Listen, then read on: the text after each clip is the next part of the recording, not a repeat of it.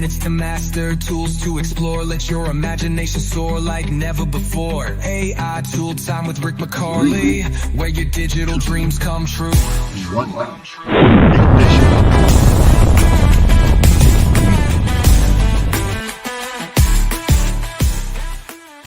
If you're just joining us, my name is producer Brandon, filling in for Mr. Rick McCauley, the AI guy and sometimes dangerous man, who is off on a cruise ship in Greece, having an amazing time, if the pictures do suggest.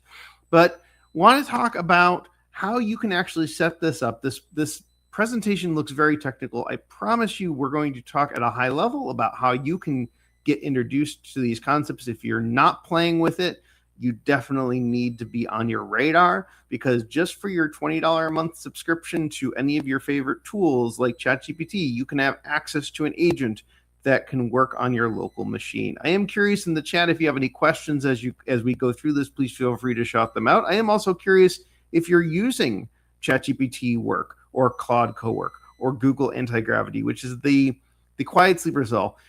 Google Anti-Gravity, I think, is a really powerful tool because it works the same, but it has access to all your Google ecosystem. But true to form with Google, they did a horrible job marketing it, and everyone thinks it's still just a coding tool. We'll maybe do one of these in the future on Google Anti-Gravity, but everything that we're doing here, Google Anti-Gravity can basically do now as well. So we want to talk about 3 different command center capabilities. ChatGPT Work, it's powered by currently ChatGPT 5.6, but when ChatGPT 6 drops, it will be powered by that as well. Focusing on long-running context and office deliverables. So we can generate documents, presentations, reports, and you can schedule tasks for recurring automations. So you can have this thing run every morning at 7 a.m., do this thing. And then if you are a developer, it's powered by Codex, the local coding agent. It can spin up its IDE, which is an individual developer environment. It plans, writes, reviews, and ships code seamlessly. And you might not think you need that because you're not working in the coding space. I'll tell you what, a lot of what I've done inside of ChatGPT Work has relied on ChatGPT spinning up its own sub-agents and having them go off and write their own Python code to do what they need to do to achieve the result that I asked them to. And now we have ChatGPT Voice, which is powered by ChatGPT Live. So it operates in background mode for real-time coordination, natural turn-taking, and active task delegation via natural speech. So you can literally just talk to the machine and have the machine go off and execute these subtasks.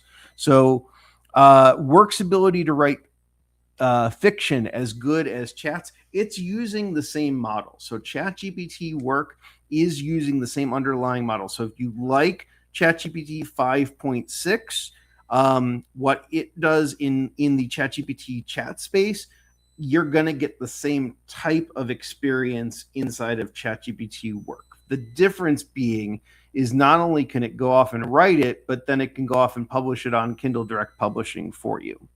And Valerie Cox, ChatGPT Work did a daily brief for me, also created a dashboard for me. And we thought talk to the hand was genius. Exactly. So let's look at the difference between ChatGPT Work and Claude Cowork. So the vendor is OpenAI versus Anthropic. ChatGPT Work can work on web. It can work on mobile. It can work on desktop. Claude Cowork is written on desktop only for macOS and Windows. And, if you have to choose between them, ChatGPT Work right now is optimized for office, deliverable, slides, and scheduled tasks, versus Claude Cowork is more focused on local file manipulation, running script inside isolated sandbox, which we'll talk about what that means here in a minute. And it's optimized for technical data work. So if you need to make a presentation based on all of your meeting notes that are on Google Drive, you're going to want ChatGPT Work. If you want to take your disastrous downloads folder, which is the junk drawer for most people's computers, and say, clean this up and organize this, Claude Cowork is going to be more assistive in that, because it is trained to be more on deep local file manipulation. And you want to choose your team's core job. Do you want it to be office deliverables or isolated script execution? In this case, your team could mean your enterprise employees, or it could mean your team of AI agents. And so, going the wrong way. Dual level security model. Every environment, whether you're in ChatGPT Work, Cloud Cowork, Google Anti-Gravity, all of them have what's called a sandbox mode. It's a technical capability layer. And this is where you define exactly what the agent can touch at the system level. What folders do you give it access to? What restrictions do you have? What network blocks do you have? One tip that I got this week while I was playing around with ChatGPT Work is for if you are establishing and giving it access to Chrome. Chrome has user profiles. You can have a user profile for your own person, but you can also define a new user profile for your AI agent, and then tell the AI agent you only have permission to use this specific Chrome profile. And what that will do is it'll keep you logged out of all your banking. It'll keep you logged out of any sensitive work areas. It'll keep you logged out of anything except for the things that you explicitly log your AI agent into. And then layer 2 is the approval policy, the human in the loop layer. You're going to define the exact thresholds where the agent must stop and ask the user before executing an action. And guys, I can't stress this enough. You got to be careful. You got to be careful with this stuff. By default, Codex runs with network access completely off, restricted strictly to the active workspace with mandatory prompts for out-of-bounds actions. We've seen folks lose entire hard drives. We've seen there was a rental car company that lost their entire production database because they just let an unrestricted agent into the production environment, into live customer data, and it just thought, I don't need this. This is inefficient, and deleted it, the whole thing. And they also gave it permission to the backup, and it cleared the backup as well. So they were really, really hurting. So just be careful. These things are still experimental, and you just have to be careful with what you're giving it access to. So here's what the operating system level sandbox architectures look like. If you're on a Mac, it uses a curated seatbelt policy to preserve common tool capability. If you're on Linux, it does a bunch of Linux stuff. And if you're on Windows, it does its own Windows sandbox. So basically, you can have a sandbox in any environment that you're in. So when you think about the matrix of configuration risk and autonomy risk, the safest thing that you can do is have low autonomy, high restriction. This is the safe and manual, read only, on request. It is ideal for safe browsing. Agent can only read files and answer questions.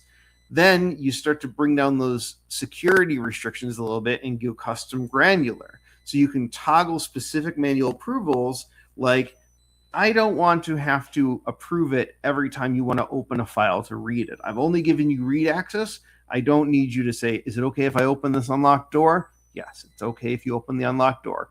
Remember that setting now and forever. Whenever you see an unlocked door, it's okay to go through it. And you can choose that, and then just remember that it has permission to read any of the files in the directory that you give it. As we move over to more agent autonomy, we ratchet that restriction back up into the upper right quadrant. And this is the default model where most people work, is balanced in auto. Workspace write on request. Automatically edits within the local directory, but strictly elicits approval for network access or eternal path. So yes, Silverfox, you are creating a sandbox even when you're outlining where it can and can't go. By definition, your whatever environment you're permissioning it into becomes the sandbox environment that you're working in, and then it will work within the confines of that environment. So if you open it inside a folder and say you only have permission to the folder, that folder becomes your scratch file or your sandbox.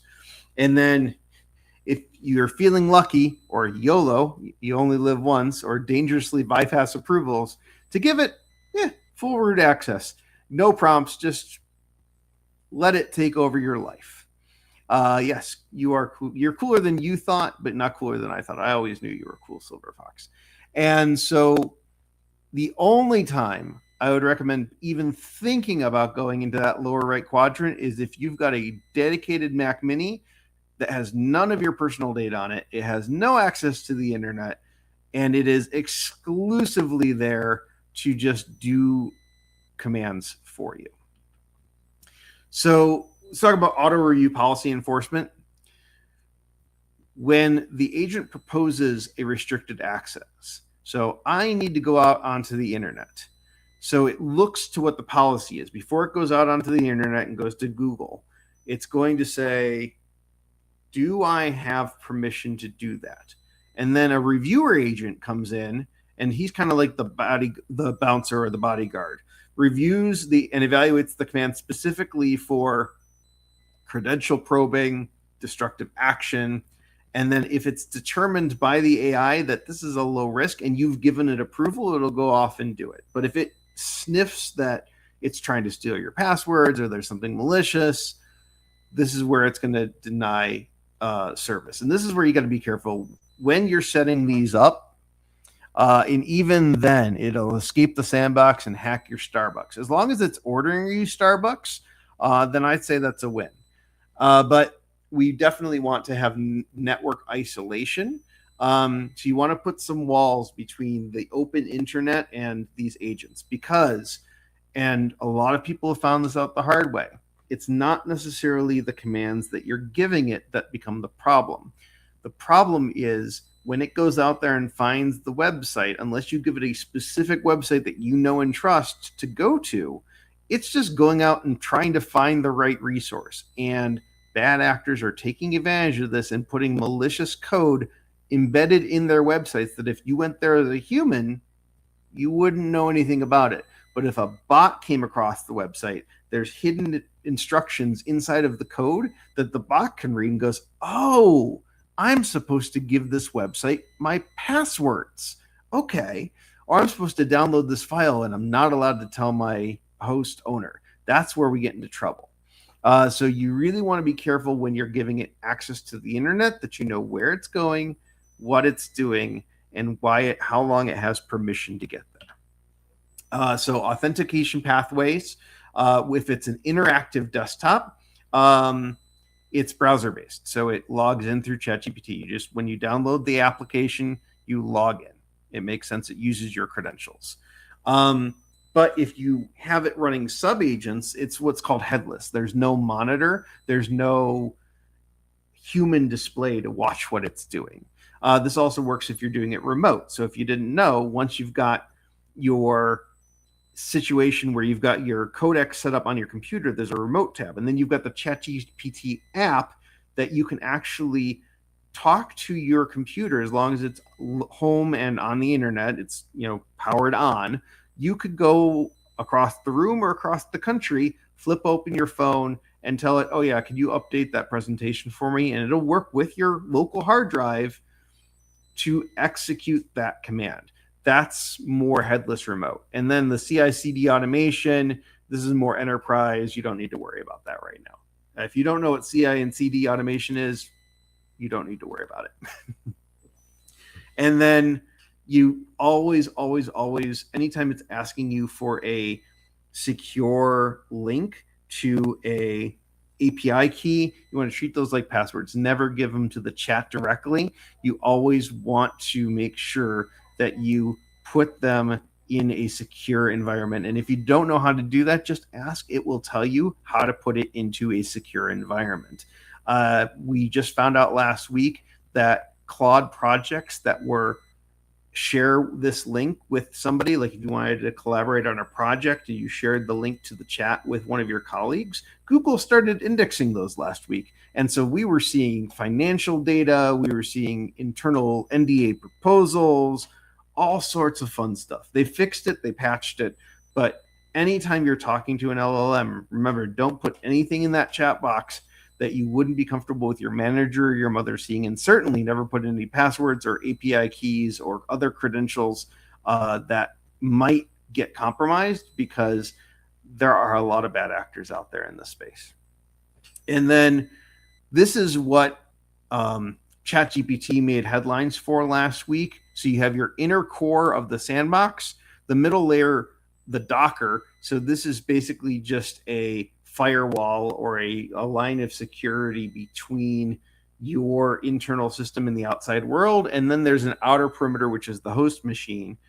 ChatGPT figured out a way through all three of those layers and out, and according to them, it was human error, but found a way through all three of those, and it exposed Hacker News and started hacking them.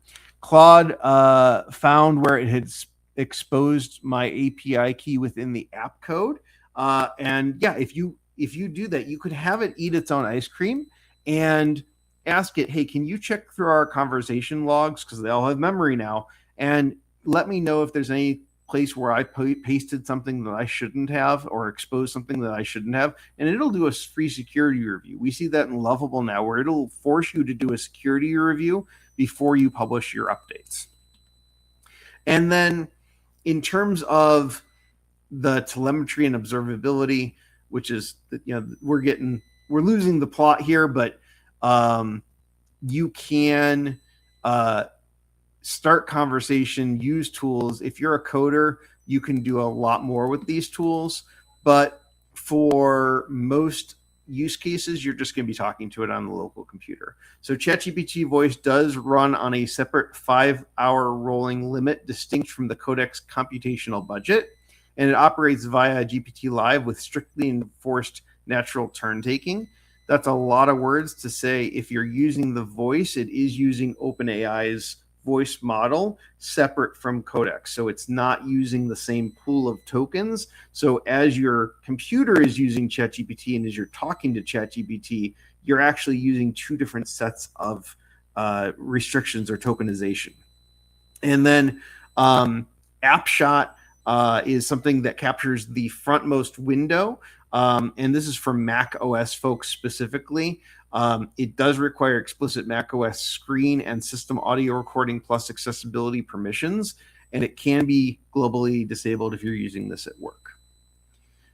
So it really relies on source of truth architecture. So ChatGPT Work and Codex rapidly draft reports, building presentations, summarizing exports, and generate scripts.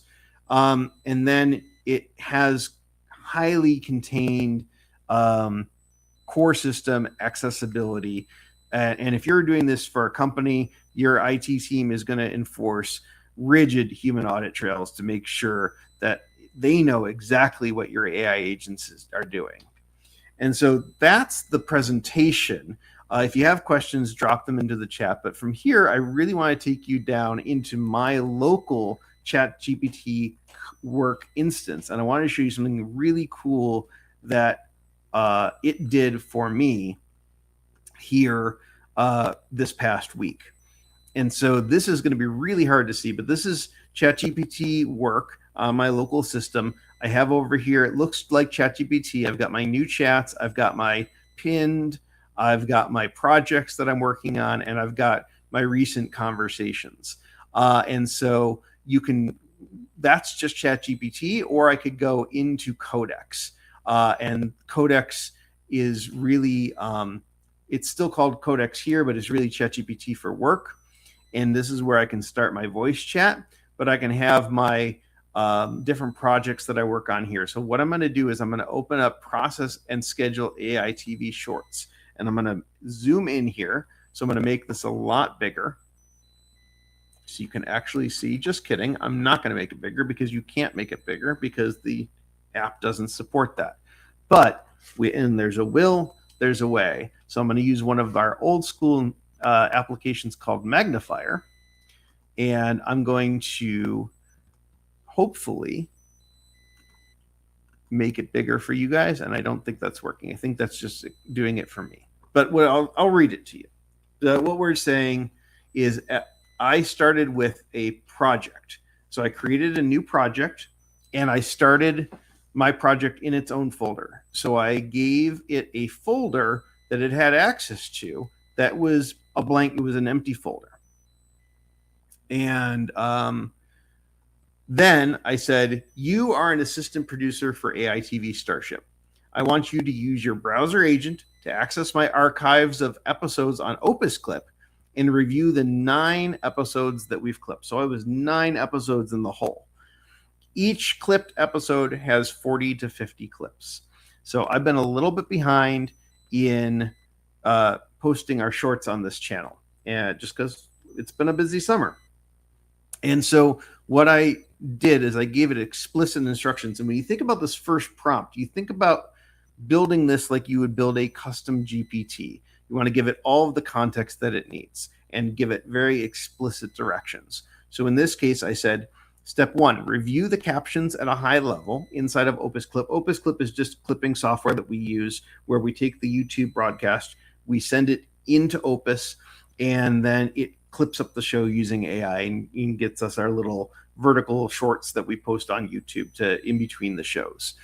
And so I said, review the captions at a high level and pick the 11 best based on their relevancy, uniqueness, variety, and originality. Don't assume that the first 10 ranking videos are the best, because Opus will put them in what it thinks is the best. I want you to review all of them and evaluate them independently. Step 2, for the 11 selected clips, verify that the formatting is proper. We've got screen share, faces not cut off. If the clip doesn't pass this test, kick it out, replace it, or flag it for review. Step 3, download all 11 clips for each of the 9 episodes. Then use the prompt endcard in Python script. So previously I was manually downloading this, but I did have an anti-gravity prompt that was adding our little end card onto the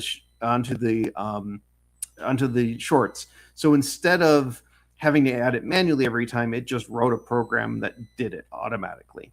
And so I put that in the folder. So now it's accessing my local file. So it's downloading them into the project folder, and it's got this Python script that Google wrote that is allowing it to put the prompt and end card on the end of the video, and then save, do all of that for all 99 clips. So 9 episodes times 11 clips per episode, we get 99 episodes. Save the process clipped in the process folder. Then step 4, use the browser agent to upload all 99 shorts to Rick McCauley's YouTube channel. Make sure you're in Rick's studio. For each clip, upload it to the channel. Write a title and description. Mark it as not for kids, because you have to mark it as not for kids before it'll let you post. And schedule it for a date in the future, 4 per day, starting tomorrow through next month until you run out of clips. I am already logged into Opus and YouTube Studio. So I have the ChatGPT browser extension inside of my Chrome profile that allows it to take control of my browser. And I already told it I had a tab open for Opus. I was logged in. I had a tab open for YouTube. I was logged in. And so it went off. And after it confirmed some permissions, it worked for 15 minutes and 16 seconds. It did a full caption review for 1 episode and independently selected 11 clips. And then Chrome locked Opus and said, hey, Opus said, you're not a human. You're an AI. I don't like you. I don't trust you. You're scraping my site. I don't like it. I'm kicking you out. And so we hit a blocker. And so I said, well, what do we do about that? And then I started looking and realized that Opus had an API. So I gave it the API key securely, and then it started cooking. And once it did that, are you ready for this? Are you sitting down? It worked for 3 hours, 22 minutes, and 8 seconds unassisted. It downloaded 99 clips, visually reviewed them, downloaded and processed them. 1 cropped face clip was replaced. All 99 passed duration, resolution, decoding, and end card validation. Rick McCauley's studio channel was confirmed, and the upload schedule was prepared for July 22nd through August 20th, 4 per day. And then it told me I had to enable a setting for uploads, which I did. And then it worked for another 1 hour and 35 seconds, and it did a checkpoint. 99 shorts selected, processed, and validated locally. 27 shorts had been uploaded and scheduled. The schedule runs through August 2nd at 5 p.m. Every confirmed YouTube ID is recorded locally. Shot 7, incorrectly default date, was corrected and re-verified. Rick McCauley's studio session is preserved for continuation. I said, great. Please continue the process. And while it was doing this, by the way, while I was in the middle of doing all this, Noah came walking in. And he says, hey, Daddy, can you play with me? And this is usually the part of the week where I'm like, man, buddy, I would love to, but I got to edit all these videos for Rick. I didn't have to do that this time. I looked at him and I said, you know what, Codex, you got this. Grabbed my phone because I had remote in case something went wrong, threw it in my pocket, and went upstairs and played. We had a great time. 52 minutes and 59 seconds later, I got a ping on my phone. Hey, just want to let you know I completed the full workflow. 99 clips selected and visually reviewed. 99 end cards, video processed and validated. 99 unique shorts uploaded to Rick McCauley's channel, all marked not for kids, scheduled for delivery at 9, 1, 5, and 9 from July 27th through August 20th. No pending uploads, duplicate IDs, or duplicate time slots are found. CSV and JSON manifests match exactly. So over the course of 1, 2, 3, 4, 5, a little less than 6 hours, and 1, 2, 3, 4, 5, 6 prompts. 6 prompts, 6 hours, and 99 videos ended up on Rick McCauley's YouTube page. And that just blew me away. But beyond that, it didn't really blow me away. I was impressed by it. But what really blew me away was when I saw it actually start working, because you can watch this thing work. It's using your browser, and you can actually watch it do its thing in the background. And so I shared this in the AI Salon. This is a 20-second video of Codex or ChatGPT Work using my computer on my behalf and scheduling out these posts. And what I want you to notice is how fast it's going. And I'm going to switch my screen share here so you can see. And this just blew me away. This is a 20-second clip. It's vertical format. It's kind of hard to see, but I think you'll get the gist of it. So here's my screen, and I'm going to kind of narrate what's happening. So I've just told it to go upload. So hits upload, hits the upload button, grabs the video. It's already pasted the description. I can't even narrate it as fast as it's going. It's already scheduled it out. 20 seconds, it's done. And just like that, it's uploaded it. So it was really impressive to watch this thing work. And it really opened up my eyes to the potential and power of what is capable with these models. When you're working in these models and you're working with these technology, you can really have it do a lot of things for you. You got to trust but verify that it's doing the right things. But we're entering an era of being able to just have an assistant that just works for you 24 hours a day, providing you have the credits. And that whole task, by the way, that whole 6 hours of it doing all its things, it used only about 40% of my weekly credits on the $20 a month ChatGPT plan. So let me know if you have any questions. I'm curious to see if you have any use cases in the chat or anything else that you're excited to use these tools for. I feel like they get a lot of bad rap because people either go into the coding section and they're like, oh, you could use it to write programs, or they go into the, well, if you want to plan a trip, and granted, it's great at both of those things, but it's also really good at analyzing financial data.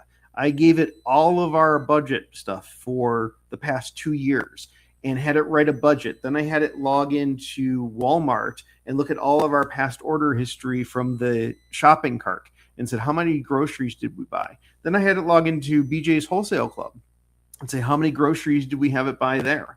And then I had it compare and contrast, look at the budget, and have to figure out, where am I losing money? Where does it make more sense? And it said, if you just buy this Wellesley Farms generic brand instead of the Jif that you've been buying for the past year, you're going to save like $80 a year on your groceries. And that's just one item. And here's 6 other items where the generic is cheaper, or it's better to buy it at Walmart because they are a supplier, or it's better to buy it at BJ's because they have it in bulk. And so Silverfox have to do a similar project for creating clips. So that helped me. Thanks. Yes. Excellent. That's what we're here for. And so if you can think about the repetitive tasks, the things that you get stuck in front of the computer where you're not using your creative brain, you're just pointing and clicking and doing the mundane task, having go through your email, working on quarterly reports, doing these things that don't require brain power but require human muscle to be done previously, no longer require that. You can literally just have your assistant, and I think I always say this about AI, it's like an intern on their first day. But this intern has access to your local files, it has access to the internet, and it's smart, it's book smart, but it doesn't know you. And so as you work with this in local projects, you're going to learn how to prompt it, how to work with it, how to give it permission. And I would just start small. Start with a small project, whether it's video editing, file organization. You can do a lot of different things with these to make sure that they are really scoped to what you need them to do. And everybody's use case is different. And if you can't think of something yourself, the best way to do this is to go to ChatGPT or the model that knows you the best and say, I just got access to the local on the computer device, whether it's anti-gravity, ChatGPT for Work, Claude Cowork, and say, if you were me, what would you do? What would be 5 projects that you could do right now? And the one that I'm most excited about, because I'm geeking out about it, is I have a life archive of my photos now. So I have a hard drive of all of my photos that I've taken for the past 20 years. Every digital photo I've ever taken is in a hard drive. I've also got them backed up in the cloud because there's precious memories. You can't get those back.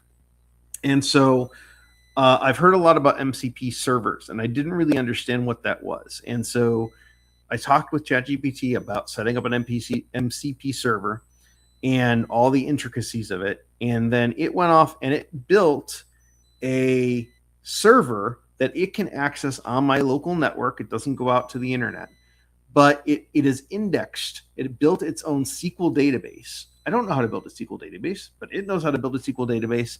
It built an entire SQL database and it indexed all of the metadata from the photos that I've taken from the past 20 years. So now I can just ask my local, inside the project, I can start a new thread and I can say, how many pictures did I take in Arizona?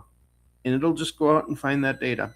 Or I'm saying, and then so the next option is to download a vision model locally on my computer and have it like do a visual analysis on those photos. So I can say, help me find a picture of Naomi at Cedar Point, or help me find a picture of Noah with our dog.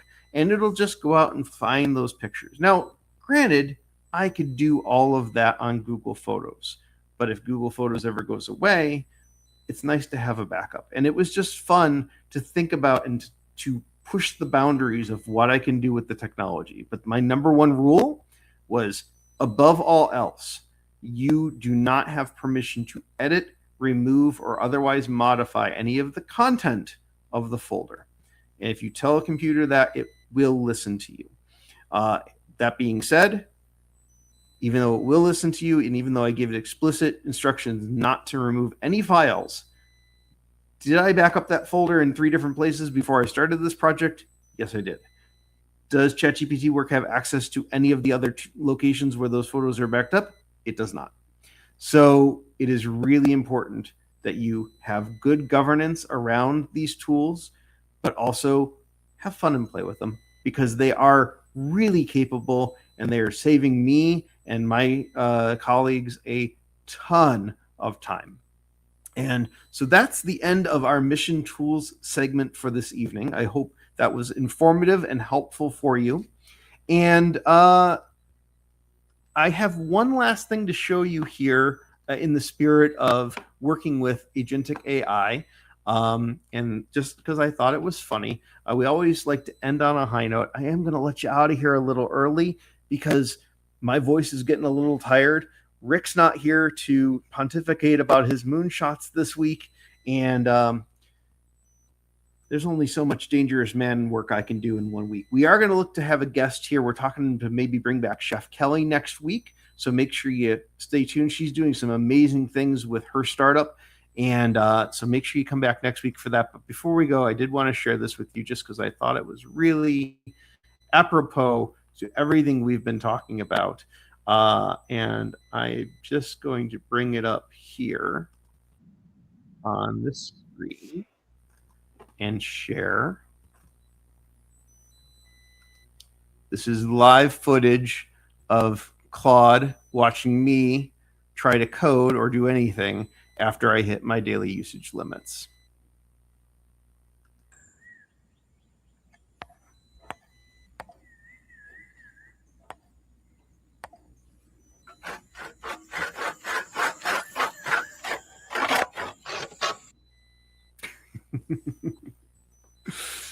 So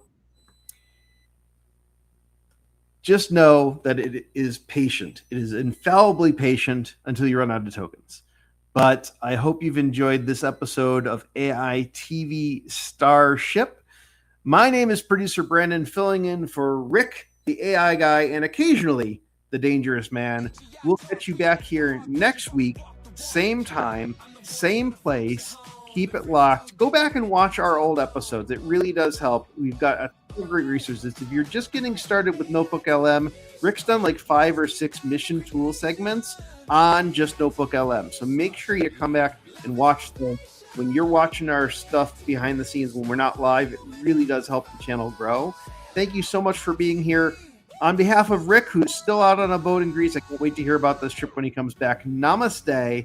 Have a great week. Go out and do good in the world. We'll catch you next year, right here next week on AITV Starship. See ya. You can too. Imagine a beautiful world. With you, we can make it come true. AITV.